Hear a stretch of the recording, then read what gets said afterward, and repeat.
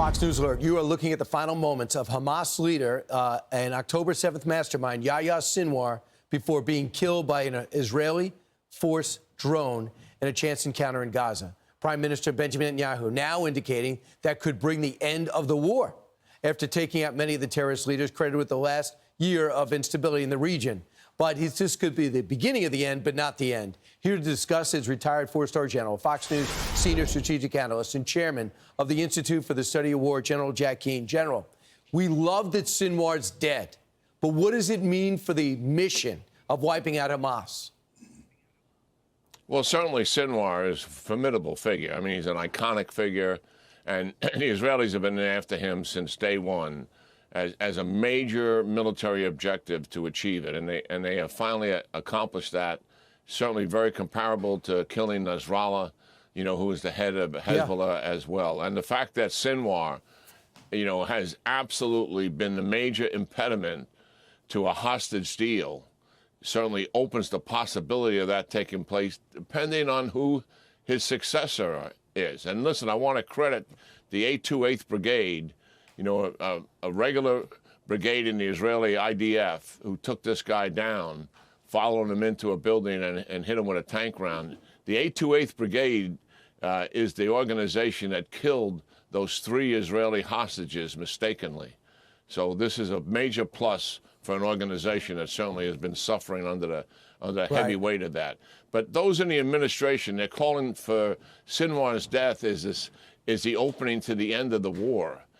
I mean, that's preposterous, given the facts that are on the ground. There's thousands of Hamas fighters still in Gaza, not in organized battalions like they were, but nonetheless a force that has to be dealt with.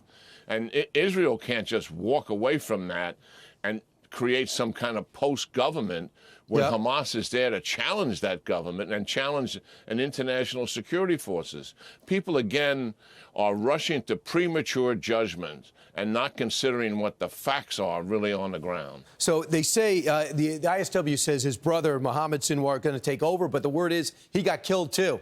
So you said to me, the fighters are still there. They're just scattered and maybe unorganized. That's intolerable. The Palestinian people have no shot at a government that's not a bunch of terrorists as long as Hamas is there. So calling for a ceasefire seems somewhat irresponsible, but calling for a surrender and a release of all the hostages seems to make more sense.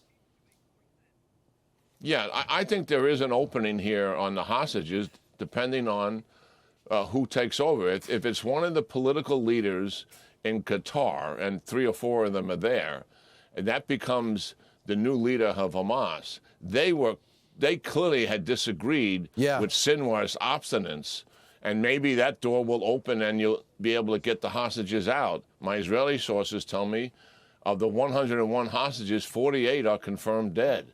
And they certainly want to get the rest of them out of there because the longer they stay there, obviously their lives are in jeopardy, and we've seen the evidence of all of that. So that would be a good thing. But Prime Minister Netanyahu is not going to agree to a permanent ceasefire here when he's got thousands of fighters still in Gaza to deal with. And he certainly has Hezbollah, and he's dismantling that organization right before our eyes every single day. So the fact that Sinwar's death is going to end the war, the conditions are not there to arrive at that conclusion. That's premature, wishful thinking that we've had from the administration from a long time. And I think the Prime Minister's got to ignore it. The Iranian diplomatic efforts are in full gear. For the first time since 2014, their foreign minister went to Egypt. They know they went to Saudi Arabia. They are scared to death, it seems, of a Iranian-Israeli attack, and they know they have never been more vulnerable. Final thought on that? Well, the Iranians, I said time and again, they are back on their heels. They're watching the dismantling of their 2 most powerful proxies, Hezbollah and Hamas. All the leaders in both of these organizations have been killed. They've conducted 2 massive missile attacks on Israel that have been inconsequential. And they know full well that where they are today is not where they thought they would be when October the 7th started. So they are back on their heels, and they are vulnerable. Check out the Institute of Study of War if you want to be cutting edge and on the end and get all the latest news. General Yahya Keane, thanks so much. Have a great weekend. Yeah, great talking to you and the team. Thank you. All right. I'm Steve Doocy. I'm Brian Kilmeade. And I'm Ainsley Earhart. And click here to subscribe to the Fox News YouTube page to catch our hottest interviews and most compelling analysis.